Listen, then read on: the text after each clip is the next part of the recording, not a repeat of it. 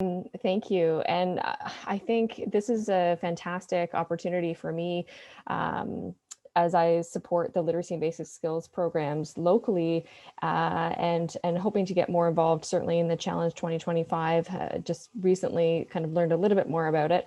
And I think that a lot of the things that I'd like to share kind of underpin a lot of the key messages that I've heard throughout the afternoon, and particularly as it relates to kind of foundational skills. So as I listened to the speakers this afternoon, and certainly learned a lot, and really appreciate the words of my colleagues on the call, I wonder, as people are listening to these presentations, what are the significant tensions in the Hamilton labor market or surrounding area that are keeping people up at night?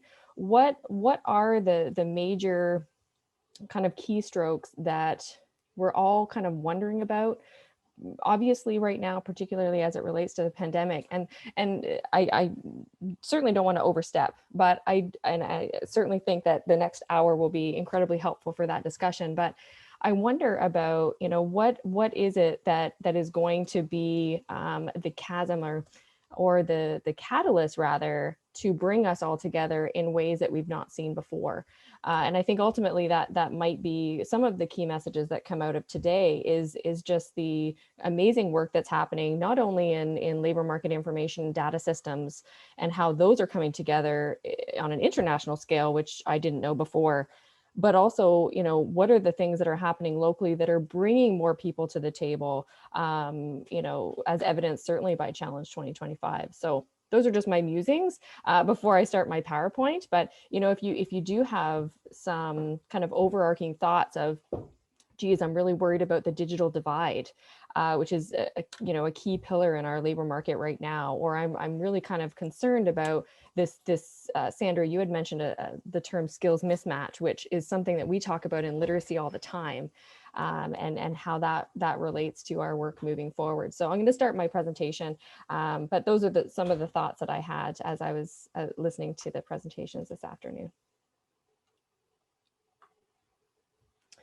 So this is my cute little graphic, because ABEA is a support organization, and essentially what we do is bring people together. We do a lot of service coordination and planning, and work very extensively with the Learning Networks of Ontario. And so across the province, we actually have 16 regional literacy networks, or learning networks, that do very similar work, and we're all funded by the Ministry of Labour, Training and Skills Development, to really support our local literacy and basic skills programs, but ultimately what that broader network looks like in terms of education and training. And so we're quite interconnected with other employment support organizations, and the broader kind of adult education community. And so we really seek to better understand the labor market locally, and what that means for literacy and basic skills and adult education systems in Hamilton. How do we respond to these things? For example, the shortage of personal support workers or health aides. Is that a literacy issue? Perhaps, because essentially it's the foundation skills and the essential skills that are leading people towards accessing those training opportunities, and ultimately those employment opportunities. Right. So, I mean, I think a lot of the work that we do might underpin some of the other programs that we've heard about today, or certainly some of the information. And when we look at the focus of traditionally who we're serving, again, it's very similar. Those that are underemployed or unemployed, those that are furthest away from the labor market sometimes. But we also work with a lot of people who are currently working, and who might be seeking to advance their skills to get those mid-level jobs, so that they do have that sustainable employment.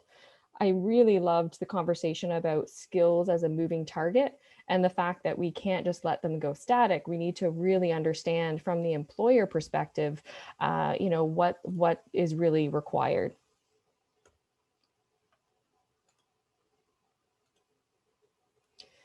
So, I mean, certainly following from Anthony's presentation, talking about essential skills, obviously we're certainly anchored to the 9 essential skills as we know them. Certainly very interested in the research about how those are going to be expanded over the next couple of years, how they're going to be kind of re-engaged or reallocated to some degree, to make sure that we are kind of placing a lot of importance on what the heck employers mean by all of these soft skills, and are we addressing that in a training situation.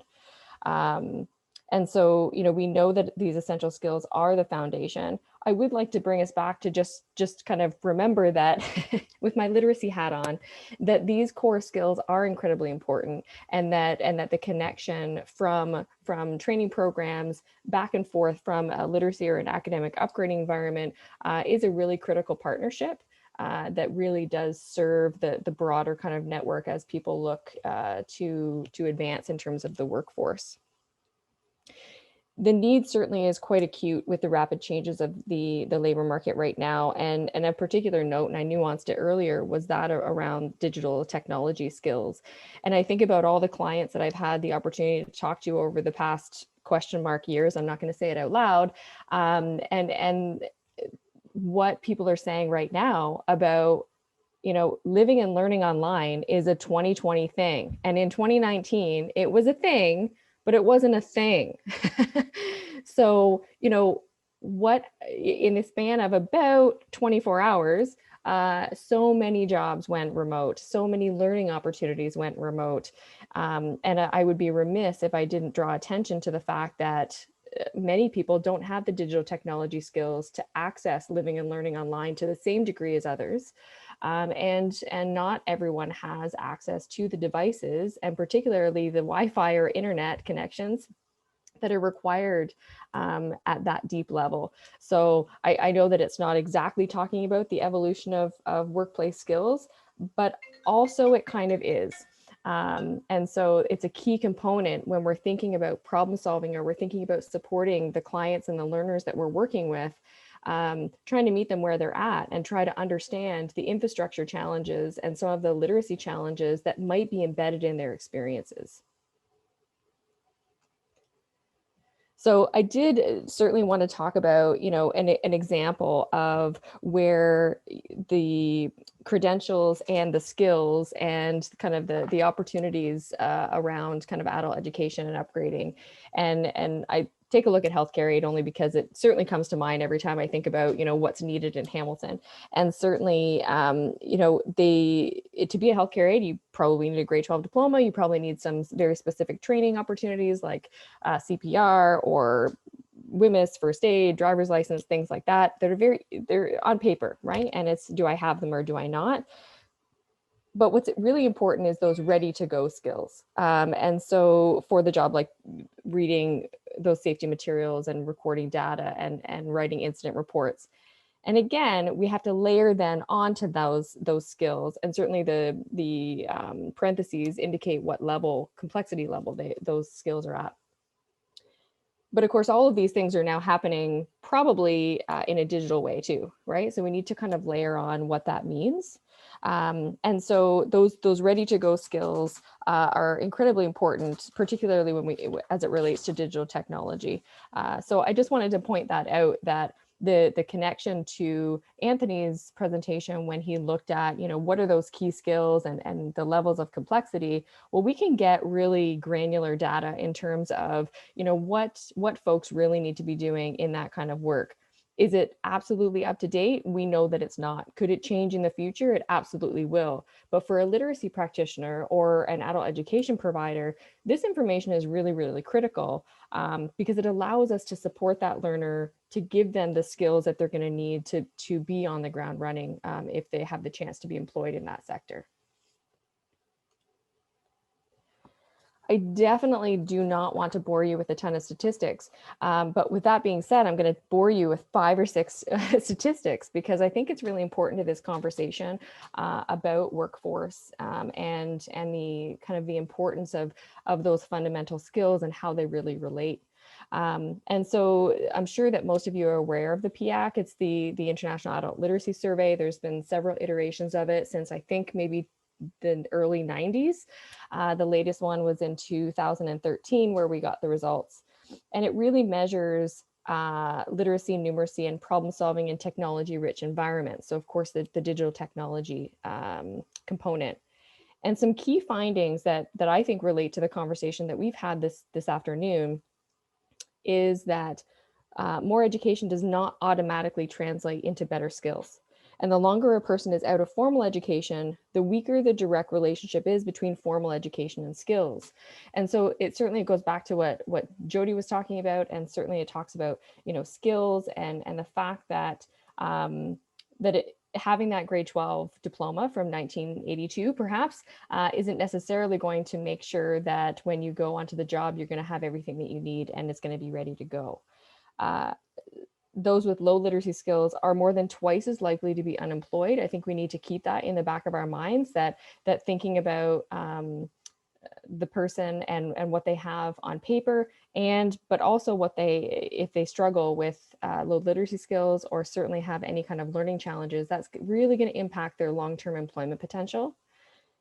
And as the demand for skills continue to shift towards more advanced skills, individuals with poor literacy and numeracy skills are far more likely to find themselves at risk. And of course, we're going to talk about automation. We're going to talk about the gig economy. We're going to talk about all of those things that are going to have a huge impact for those increasingly demanding advanced level skills, where more people are going to be left behind. So I think ultimately what I wanted to put here, and which is why I wrote it down on a slide, is that tackling those skill deficits is going to be really critical to make sure that people are successful over the long term, and that they can take advantage of not only those entry-level jobs that potentially are in demand today, but that they can increase their skills to be successful tomorrow. And whether that be, and I'm going to talk tiny bit about career ladders, whether it be a career ladder or whether it be a lateral move, they're still employed, they're still feeding their family, and they're still feeling like they're an important member of our community. So certainly have to put in a PSA about the Hamilton adult upgrading programs because they're awesome. And I think that there's a real benefit to considering partnership with the Literacy and Basic Skills Network in the city and across the province, of course, if you have connections to other regions across the province. So adult education and training, the landscape certainly needs attention in this conversation. And it's not just about literacy and basic skills. It's about, how does the K-12 system work into employer-led conversations? How does, certainly there's a ton of work happening at the college and university levels. What about the specialized training programs? There's a ton of education landscape that I think could be highly leveraged and integrated into an employment and labor market strategy. So that's certainly just a caveat because it really is about the mastery of those specific skills, and how do we do that? What partners can come to the table? What already exists out there? And literacy and basic skills can certainly be a critical part of clients' employment action plans to ensure that they have the skills they need to meet those specific job requirements. Programs specialize in the transition to work and further education and training. So, someone goes into an adult upgrading environment and they want to complete their grade 12 to move into a post-secondary program, or, maybe LBS is more of a conduit or a pipeline to some of the Skills Advance Ontario projects that we have running in Hamilton, or to the program that Jody just talked to us about. These are all potential pipelines or referral agents to some of those amazing training opportunities that are happening. So certainly our strength is really, back to that kind of connection and service coordination. So we're always looking for strategic partnerships and service coordination across that employment and education continuum. And certainly, when we talk about the folks around the table today, and we talk about someone in a position of kind of life stabilization, what does that look like, and how literacy and basic skills can come alongside that person, but also in the pre-employment, apprenticeship, and employment phases. There's lots of stuff going on around targeted training, et cetera, that might be of interest to some of the folks here this afternoon. So certainly it's, it's not just about the career ladder. It's also about, what it could, or certainly not about the job that they're in, but what it could lead to. And I think, talking about, up or over sometimes when we think about downsizing and we think about automation, sometimes it's not just about, where can I go from here, which is of course important, but if here goes away, where can I also go? Which is, it's an important conversation about upskilling and reskilling, which was mentioned earlier. So the skills conversation is really important when we consider not just where someone will start, but what they could achieve moving forward. So this is where career laddering comes in and will continue, I think, to be an important guidance tool for job seekers and current workers. And it's a great example of labor and skills development working together to build a strong, resilient workforce. And ABA is currently working with the learning networks and planning boards in Hamilton, Niagara, Brantford, and Halden and Norfolk, as well as FedCap, to develop career ladder frameworks for high demand occupations in the healthcare and manufacturing sector. Because we recognize that looking at local labor market information attached to the skills that people need, along with, of course, the qualifications, is really important.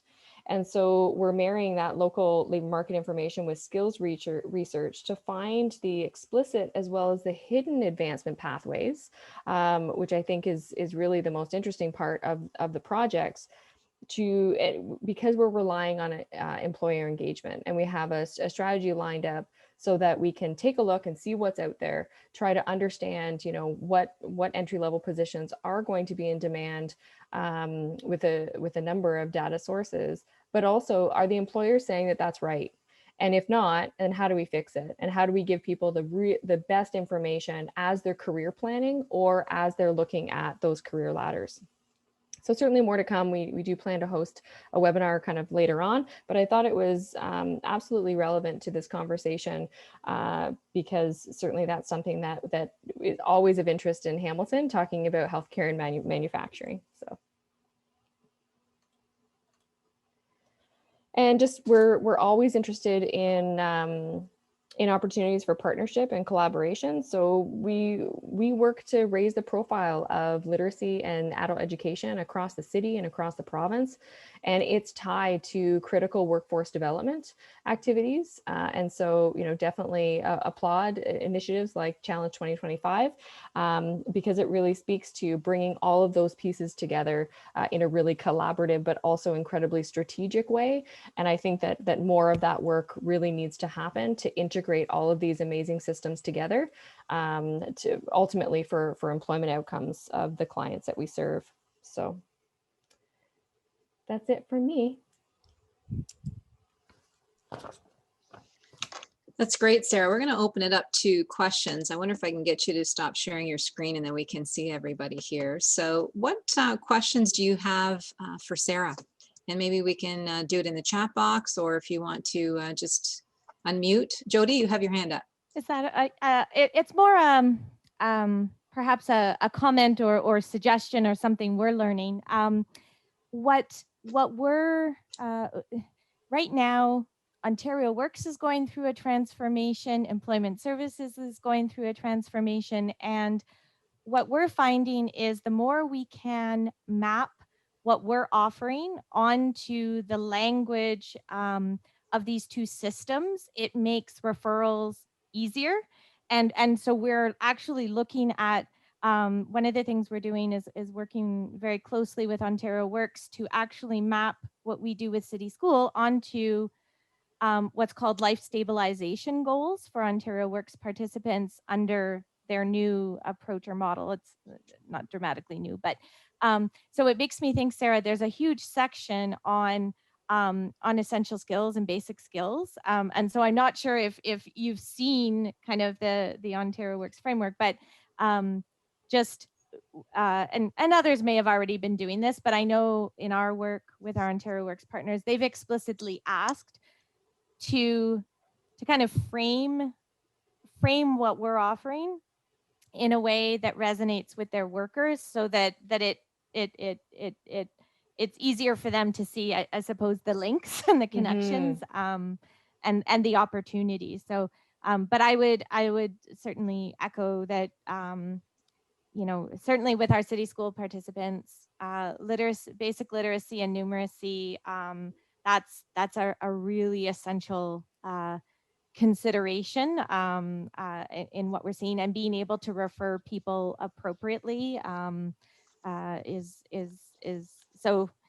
Anytime we can, I think that that's really key, right? Anytime we can embed, work together, collaborate, cross refer. It's so important for our learners to have a successful experience.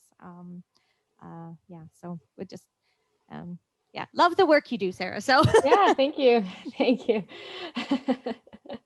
Yeah, it's important to think about, you know, the culture of life and learning and what that means and what that's going to mean in the future, right? And I think it's going to become a lot more commonplace, which makes our job somewhat easier, other than the fact that, you know, when someone has a significant learning challenge or a negative past experience in education, it becomes a tougher sell, right? And so we do rely on really critical partnerships with our community partners to say, listen, like, you know, this could really support you. But you're right, it sometimes is an uphill battle, but ultimately I think the culture of kind of continual learning is going to really drive some of the labor market issues we see. Sarah, you mentioned that you work with some people that are also employed. My question is this a partnership that you have with employers as well, or is it just with individual people who are working that want to work on their literacy skills? Both, but I would say that the majority of learners that we have that are employed seek us out for various reasons. So it could be that their position, that they don't have the skills, all the skills for their position, or that they're hoping to upgrade in order to take advantage of advancement. But what I will say is that there's certainly a desire on behalf of the literacy and basic skills programs, both locally and across the province, to create more direct and explicit partnerships with employers, so that we can condition the type of work, the type of targeted training we're developing, et cetera, to that more employer-led directive. Back in the 1990s, when I was working for the federal government as an employment counselor, I can remember that we had a program. It was the local college. It was our local literacy group. And it was for literacy training for people who were working, and they would go before work. They would have it, let's say for 6 o'clock in the morning or something like that, so that they would be able to actually go before work. It was such a great program. I don't remember how long it lasted, but it would be great to be able to do something like that again, to have that kind of great partnership. Yeah, I mean, the programs have to be very innovative when they're working with someone that's working, right? Yeah. So having that flexibility, and I think the way programs have had to pivot to offer online programs allows them a little bit more flexibility around that, because, you know, people can, oh, I have 2 hours between shifts, or, you know, before I go to bed, before I wake up, whatever, before I go back in. So they're having to think about that and kind of condition some of their programming to meet the needs of those that are employed.